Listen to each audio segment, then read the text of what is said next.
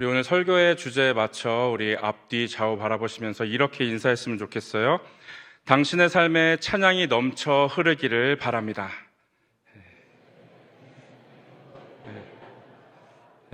여러분, 찬양은 감사와 기쁨이잖아요. 지금 표정이 아닙니다. 더 밝고 기쁘고 감사한 표정으로 앞뒤 좌우 바라보시면서 당신의 삶에 찬양이 넘쳐 흐르기를 바랍니다.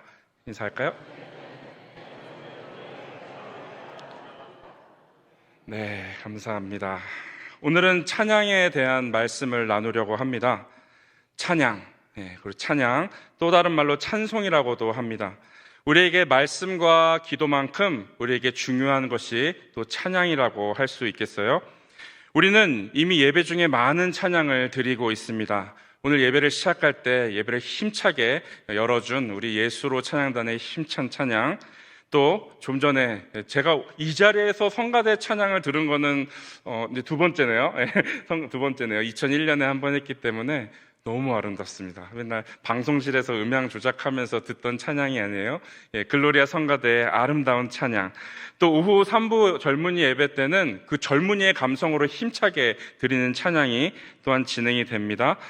자, 그리고 또한 제가 코로나 이후에 부임을 했기 때문에 아직 활발히 활동하는 모습을 보지는 못했습니다만 이런 찬양팀들이 있어요. 잼 찬양단, 그다음에 헤세드 찬양단, 미가엘 수요 성가대, 홀리시드 금요 찬양단이 있다고 들었어요.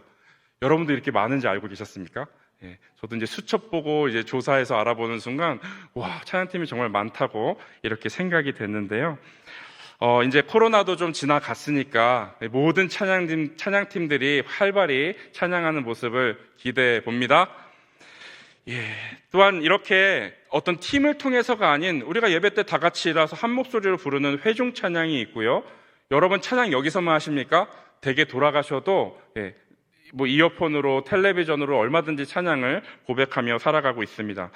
이처럼 찬양은 우리 기독교인에게 정말 긴밀하고 중요한 것입니다.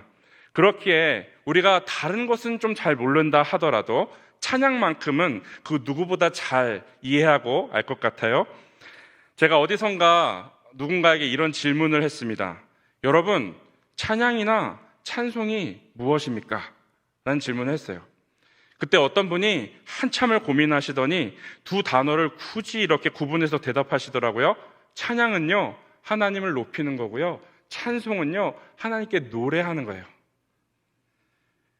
이 대답은 꼭 틀렸다고는 할 수 없지만 꼭 정답이라고도 할 수가 없어요. 특별히 이분은 두 단어를 구별해서 찬송을 꼭 노래하는 것이라고 이렇게 말씀을 하셨는데 아마도 이분은 찬송과 우리 찬송가와 좀 혼동이 있으셨던 것 같아요. 여러분, 찬양과 찬송이란 말은 같은 말입니다. 한자나 원어의 의미를 봐도 특별히 그 안에서 뭐 어떤 건 노래나 음악이라는 의미가 추가되었거나 그렇지 않아요. 찬양과 찬송의 의미는 그저 어떤 위대한 대상을 높이고 자랑하는 바로 그런 의미를 가지고 있습니다. 그러니 우리가 충분히 이런 생각을 사실 할 수는 있을 것 같아요. 왜냐하면 우리가 찬양하는 방법이 대부분 음악이기 때문입니다. 노래이기 때문이고요. 앞서 말씀드렸지만 오늘 우리가 드리는 예배 안에서도 찬양은 전부 음악으로 이렇게 드려지고 있습니다. 자, 흔히 기독교 모임 안에서 다 같이 찬양합시다 하면 생각나는 게 뭘까요? 노래하고 뭔가 연주할 악기를 찾아야 할 것 같고 악보를 준비해야 할 것 같고 그래서 그럴 수도 있겠다 생각이 됩니다. 오늘 말씀의 서두에 이렇게 찬양에 대한 이야기를 생각해 보고 있는데요. 그 이유는 오늘 여러분과 오늘 말씀을 통해 좀 더 본질적인 찬양에 대한 것을 함께 나누고 싶기 때문입니다. 오늘 말씀을 통해 좀 더 본질적인 찬양의 의미, 또 근원, 이유 등을 찾아보고 결국 내가 실제로 드려야 할 하나님이 기뻐하실 찬양이 무엇인지 깨닫고 결단하는 그런 시간이 되기를 바랍니다. 오늘 그것을 오늘 본문 에베소서의 말씀을 통해서 찾아보려 해요. 에베소서는 사도 바울이 로마의 감옥에 갇혀 있을 때에 에베소 교회에 힘이 되기 위해 쓴 편지입니다.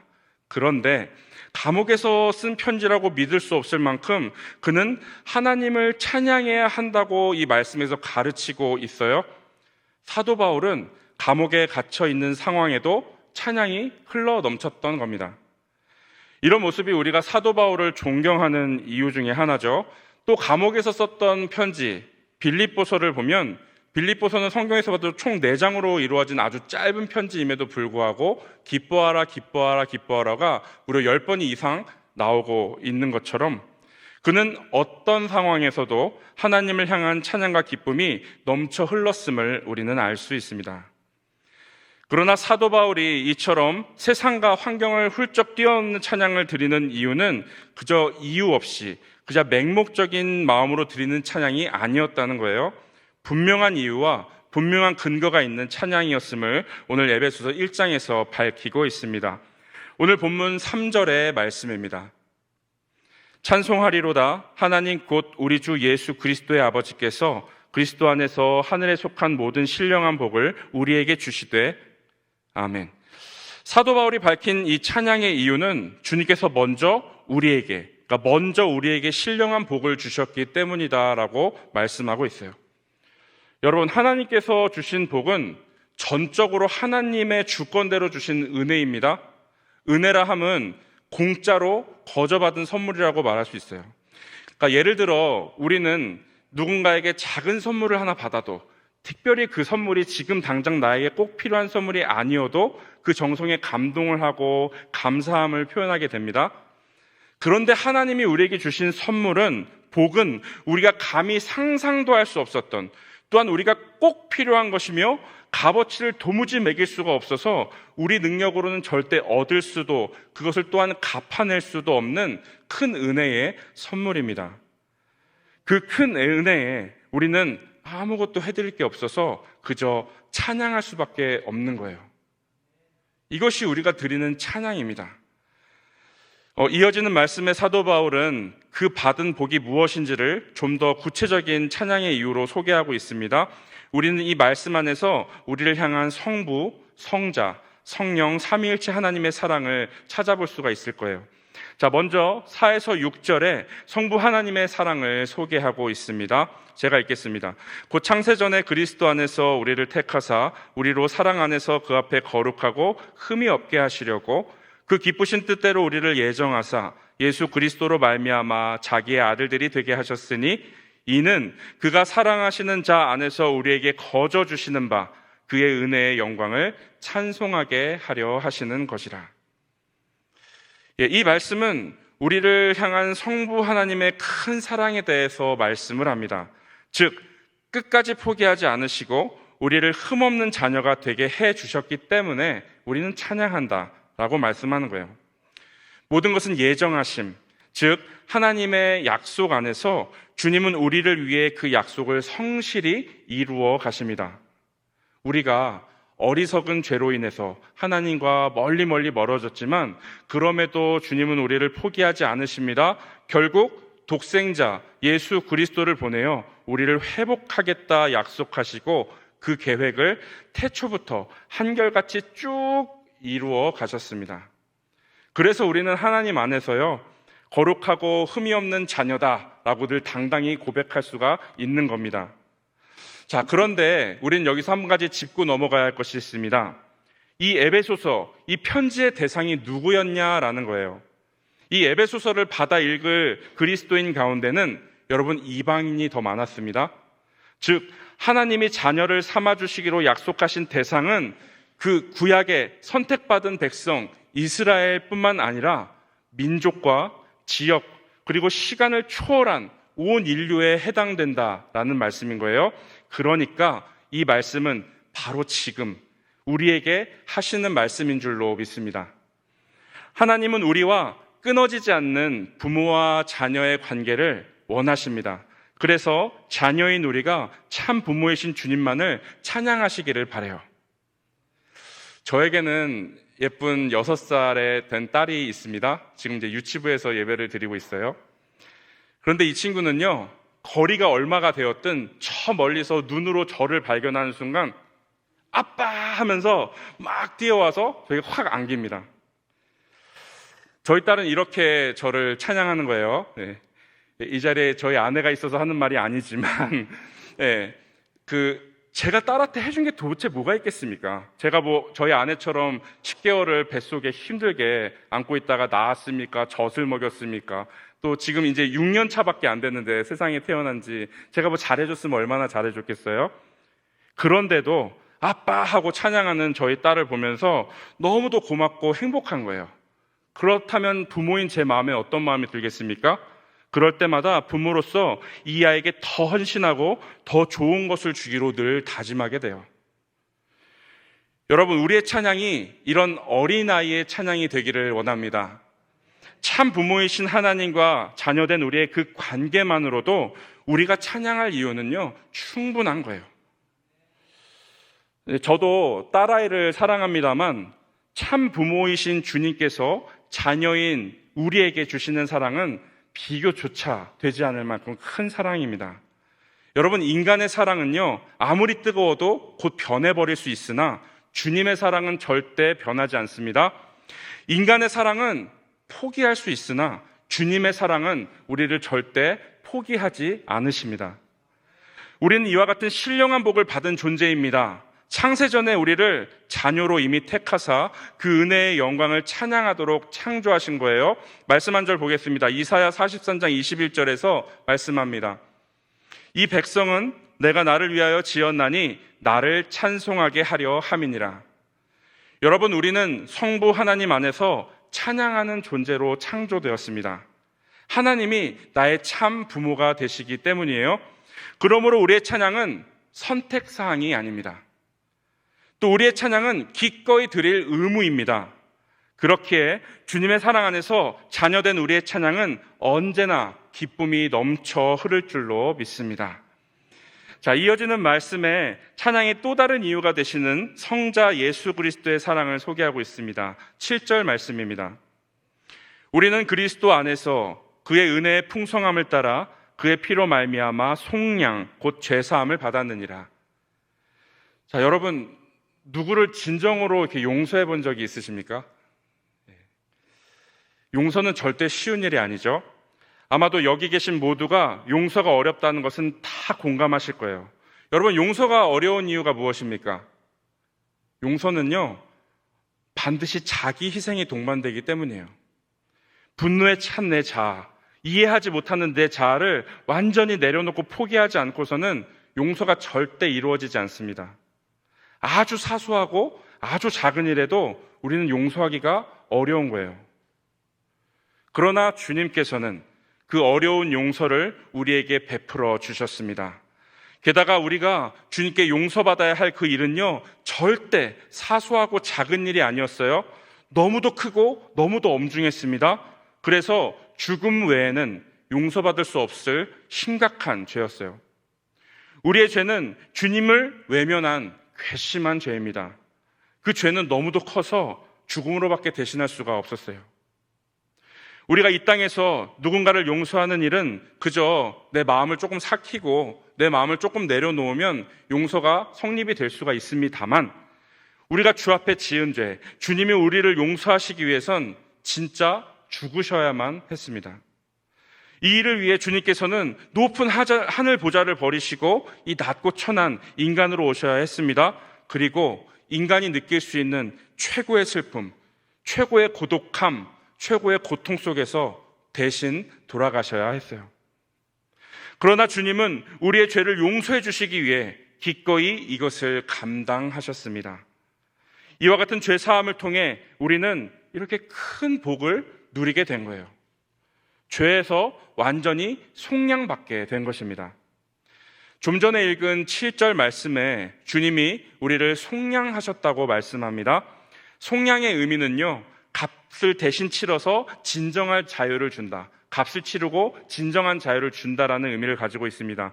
그러니까 예를 들어서 어떤 노예였던 사람을 내가 돈을 주어서 사서 내 노예로 만들어 온다. 이것은 속량의 의미가 아닙니다. 노예였던 자의 몸값을 내가 치러내서 그 사람이 자유롭게 살아갈 수 있는 자유인이 되게 해주는 것, 바로 그것이 속량의 의미예요. 주님은 우리를 용서하시기 위해 그 누구도 갚을 수 없는 큰 희생을 감당하셨지만 우리에게 어떠한 대가도 요구하지 않으신 용서입니다. 그저 억눌리고 갇힌 자인 우리를 자유롭게 해방시켜 주신 것입니다. 그동안 죄로 인해 눌려 단절되었던 하나님과의 우리와의 관계였지만 예수 그리스도께서 죄에서 자유를 주심으로 이제 원래 창조되었던 모습대로 이제 자유롭게 하나님 앞에 나아갈 수 있는 자유로운 새로운 자격을 주신 놀랍고 감사한 일입니다. 오늘 말씀 11절은 이에 대해 이렇게 말씀합니다. 모든 일은 그의 뜻의 결정대로 일하시는 이의 계획을 따라 우리가 예정을 입어 그 안에서 기업이 되었으니. 우리는 하나님의 계획대로 그 안에서 기업이 됩니다. 표준 세번역의 번역으로는 기업이란 단어 대신에 상속자가 되었다 말씀합니다. 즉 우리를 구원하시기로 약속하신 신실하신 주님께서 우리를 하나님 나라의 상속자, 하나님의 나라의 자녀로 삼아 주신 것입니다. 여러분, 이런 일이 도무지 이 땅에서 이해될 일입니까? 창조자께서 피조물을 위해 목숨을 버렸다. 이게 이해가 될 일입니까? 도무지 이해할 수 없는 이 일을 이해하기 위해서는 단 한 단어로밖에 설명이 되지 않아요. 그것은 바로 사랑입니다. 여러분, 주님은 우리를 사랑하십니다. 중요하니까 한 번 더 강조하겠습니다. 여러분, 주님은 우리를 사랑하십니다. 그렇기 때문에 찬양하는 거예요. 만약 여러분에게 누가 이렇게 다가와서 당신 왜 찬양합니까? 하면 고민하실 필요가 없는 거예요. 주님이 우리를 사랑하시니까 찬양합니다. 그게 정답이 되는 거예요. 지금까지 이 본문에서 찾아본 찬양의 이유로만도 이미 우리가 찬양하기에 충분한 조건이 됩니다. 하지만 오늘 말씀에 중요한 찬양의 이유가 더 남아 있습니다. 그것은 바로 성령 하나님의 역사, 성령 하나님의 사랑입니다. 성자이신 예수 그리스도는 이제 이 땅의 모든 일을 다 마치시고 승천하심으로써 이제 우리의 곁을 떠나셨죠. 하지만 우리를 고아와 같이 남겨두지 않으시고 약속하셨던 보혜사 성령을 보내주셨어요. 그렇지만 성령은 이때 새롭게 생겨나신 분이 아니라 원래 태초부터 성부와 성자와 함께 계시던 분입니다. 요한복음 14장 26절 말씀입니다. 보혜사 곧 아버지께서 내 이름으로 보내실 성령, 그가 너희에게 모든 것을 가르치고 내가 너희에게 말한 모든 것을 생각나게 하리라. 비록 성령님은 예수님처럼 만져지거나 보여지는 대상은 아닙니다만 예수님과 함께 하시는 것처럼 우리를 가르쳐 주시고 바른 길로 나아갈 수 있도록 능력을 주시는 분입니다.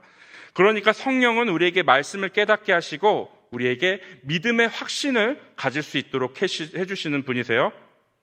우리가 믿음으로 찬양을 할 수 있는 바로 그 능력이 되십니다.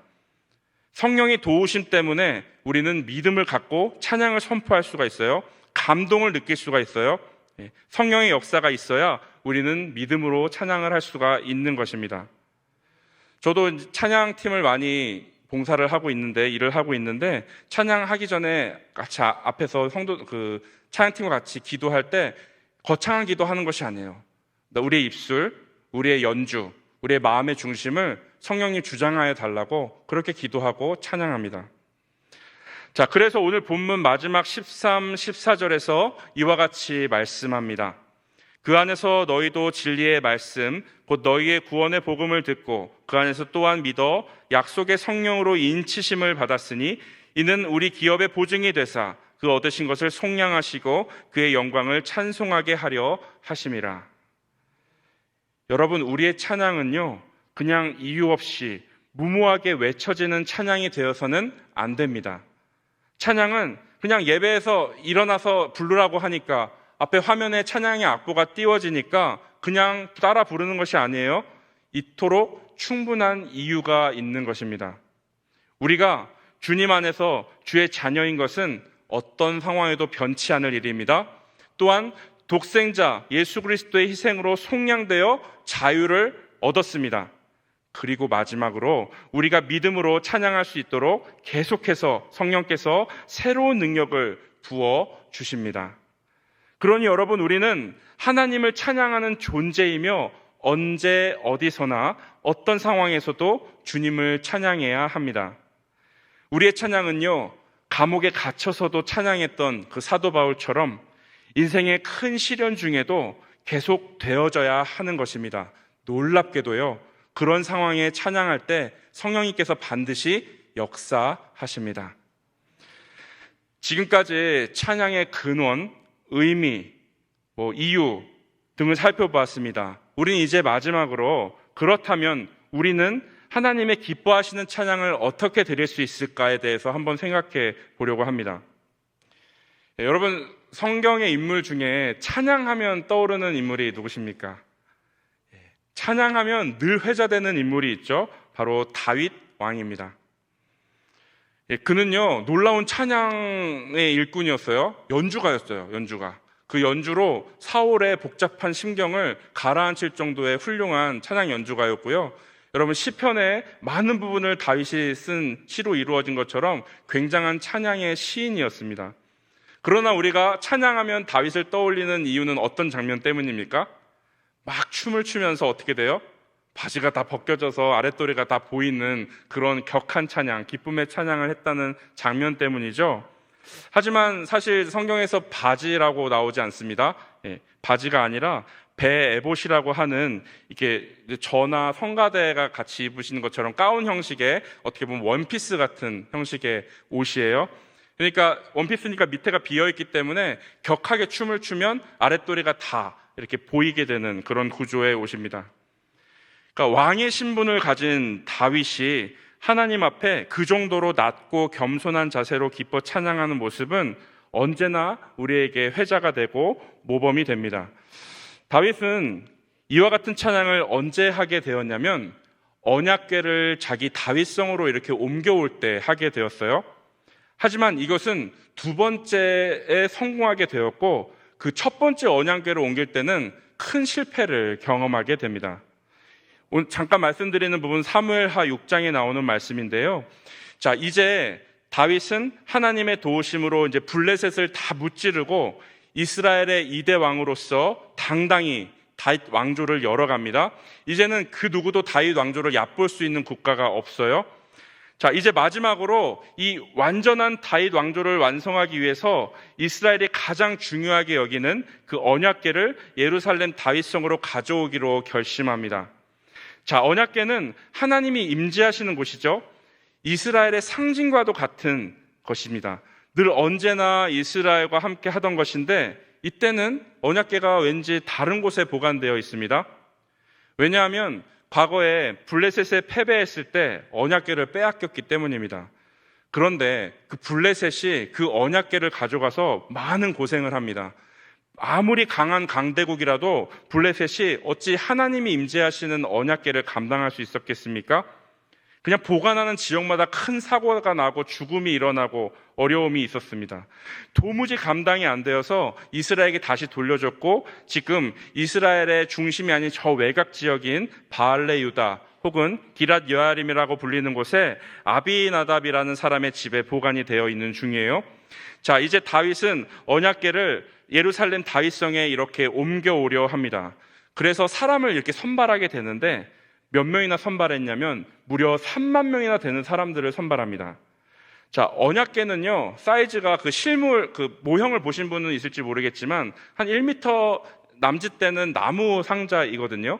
여러분, 그거 하나 움직이는데 3만 명이 필요합니까? 네. 그러면 3만 명의 역할은 무엇이었을까요? 그 3만 명의 역할은 모두 찬양팀, 성가대 역할이었어요. 그러니까 다윗을 포함한 모두가 이 여러 가지 악기를 들고 찬양하며 그 옮기는 행렬에 따라가면서 찬양을 했던 것이죠.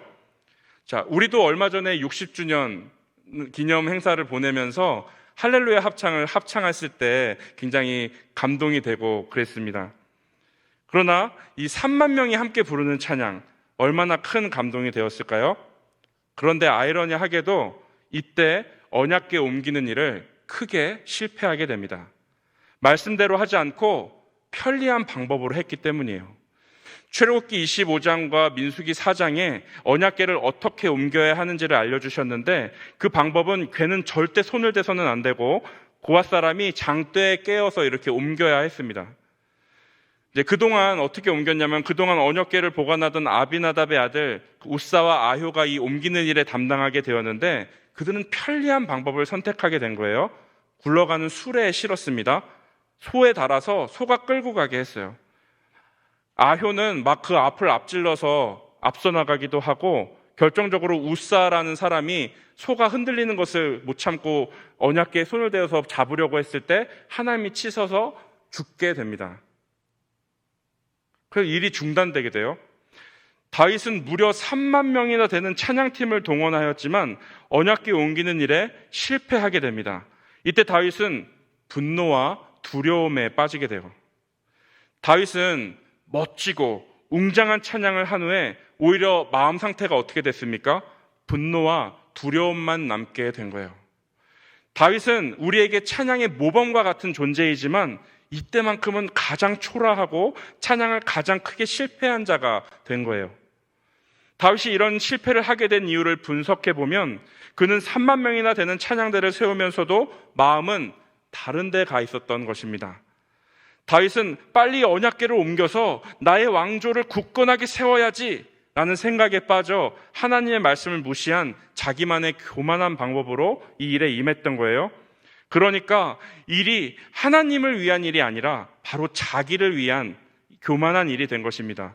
찬양대, 3만 명이나 되는 찬양대를 세웠음에도 불구하고 그것은 하나님의 찬양대가 아니라 자기를 위한 찬양대였으며, 언약궤를 옮기는 이 일도 바로 자기를 위해 한 일이었습니다. 여러분, 이런 것은 하나님이 기뻐하실까요? 하나님의 기쁨이 되는 찬양이 아니었습니다. 그래서 이런 찬양의 결과가 무엇입니까? 실패입니다. 그보다 심각한 건 찬양을 했는데 악한 감정, 분노와 두려움만이 남은 거예요. 여러분, 우리가 찬양할 때도 마찬가지입니다. 찬양을 하면 기쁨이 막 넘쳐야 하는데 찬양을 하고도 뭔가 찝찝하고 불편해질 때가 있어요. 저도 찬양을 참 많이 하는 것을 알고 계실 텐데, 저도 어떤 날은 찬양을 해도 마음이 계속 불편해질 때가 있어요. 노래하다가 삑사리를 낸 것도 아닙니다. 뭔가 맞춰야 되는 그런 것도 틀려서도 그런 거 아니에요. 그냥 연습한 대로 틀리지 않고 잘했는데도 그럴 때가 있어요. 그럴 때 저를 되돌아보면 100이면 100, 나를 위한 찬양을 했을 때 그렇습니다. 그러니까 하나님께 드리는 찬양이라는 것을 망각하고 순간 누가 보겠지 하며 찬양하거나, 순간 하나님 찬양하는 것을 망각하고 이걸 절대 틀리지 말아야지 이러면서 찬양하는 마음으로 찬양을 했을 때는 반드시 허탈감이 찾아오게 돼요. 그런데 반대로 어떤 날은요, 막 감기 걸리거나 목이 쉬어서 목소리 하나 제대로 안 나오고, 또 그 박자도 막 다 연습을 못해서 박자도 막 다 틀렸는데도 불구하고 막 은혜의 감동이 계속 남아있는 경우가 있습니다. 그때는 딱 하나입니다. 하나님께 집중했을 때예요. 여러분, 진정한 찬양은 다른 것에 있지 않습니다. 오직 하나님만 높이고 나를 겸손히 낮추면 되는 거예요. 여러분, 제가 지금까지 살면서 가장 큰 은혜를 받았던 찬양이 있습니다. 물론 오늘 예수로의 찬양, 글로리아의 성가의 찬양도 저의 큰 은혜가 됩니다만, 제 1등으로 꼽으라면 저는 이 이야기를 꼭 하고 있어요. 그것은 제가 우리 교단에 그 장애인 시설이 있는 걸 아십니까? 우리 교단에 전주 예수재활교회라는 장애인 시설이 있어요. 과거에 그곳에 방문했을 때예요. 그때 어떤 한 분을 보고 제가 충격을 받았습니다. 그 충격은 너무도 은혜의 충격이라서 그 장면을 보고 한참 울었던 기억이 있어요. 그분은요, 이게 손이 다 뒤틀려서 등으로 가 있어서 앞으로 뻗을 수가 없습니다. 그렇다고 다리는 멀쩡할까요? 아니요, 다리도 굽힐 수가 없고 뒤틀려가지고 그분이 움직일 수 있는 건 고작 엉덩이를 끌면서 이렇게 움직이는 게 움직이는 전부였어요. 근데 여러분, 놀라운 게 무엇인지 아세요? 그 교회 찬양팀의 멤버였습니다. 그분이 찬양을 어떻게 하냐면, 바닥에 탬버린을 누가 놔주면 그 조금 움직이는 발로 이렇게 탁탁탁 탬버린을 치면서 연주를 따라 하시는 거예요. 박자 하나도 안 맞습니다. 근데 제가 그분의 표정을 보니까 너무 행복한 거예요. 너무 감사가 넘치는 거예요. 제가 지금까지 살며 최고로 은혜 받은 찬양이었고 큰 감동을 했던 일이었습니다. 여러분, 다윗의 장점은 금방 회개하는 사람이라는 것이죠.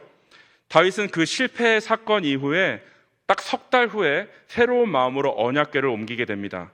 이제는 3만 명보다 더 작은 인원으로 시작해요. 그리고 말씀대로 고핫 자손으로 언약궤를 메어 옮기고 이제는 6걸음을 걸을 때마다, 짧은 거리죠, 6걸음을 걸을 때마다 다윗이 직접 제사를 드리며 천천히 정성스럽게 언약궤를 옮깁니다. 그때 바로 우리가 알고 있는 그 장면이 나오는 거예요. 아랫도리가 훌렁훌렁 벗겨지면서 격하게 춤을 추는 그 모습을 가장 가까웠던 아내 미갈이 보고 비아냥을 할 정도로 왕의 채통도 신경 쓰지 않으며 그저 하나님 앞에 낮고 겸손한 찬양을 드립니다. 그때 언약궤 옮기는 일을 성공하게 돼요. 자, 여러분 어떠십니까? 지금까지 제가 드린 말씀 속에서 하나님이 기뻐하시는 찬양을 발견하셨습니까? 실패할 때의 다윗은요, 찬양을 좀 해보려고 했던 사람이라면 성공할 때의 다윗은 찬양 자체가 되었습니다. 다시요, 실패할 때의 다윗은 찬양을 자기를 위해 해보려고 했다면 성공할 때의 다윗은 다윗의 마음, 행동, 목적, 모든 것 그 자체가 찬양이 되었습니다. 오늘 본문 12절 마지막으로 읽겠습니다. 함께 읽을까요? 이는 우리가 그리스도 안에서 전부터 바라던 그의 영광의 찬송이 되게 하려 하심이라. 영광이 찬송이 되게 하려 하심이라. 여러분, 하나님이 기뻐하시는 찬양은 우리가 찬양 그 자체가 되는 것입니다. 그러니까 노래할 때만 찬양이 되는 것이 아니고요, 오늘 이 주일 이 시간 예배 시간에서만 찬양이 되는 것이 아닙니다. 숨 쉬고 살아가는 모든 순간이 찬양이 되어 늘 주님을 높이고 자랑하게 되기를 바랍니다. 사랑하는 성도 여러분, 찬양 그 자체가 되십시오. 기도하겠습니다. 찬양과 영광을 받으시기에 합당하신 주님, 오늘 말씀을 통해 참된 찬양이 무엇인지 깨닫게 하심에 감사드립니다. 말씀의 깨달음으로 찬양 그 자체가 되는 삶을 살게 하여 주옵소서. 성령님, 우리에게 찬양할 수 있는 믿음을 주셔서 어떤 상황에도 기쁨과 감사의 찬양이 끊이지 않는 놀랍고 담대한 복된 삶을 살아가게 하여 주옵소서. 감사드리며 찬양받게 합당하신 우리의 구원자 예수 그리스도 이름으로 기도합니다. 아멘.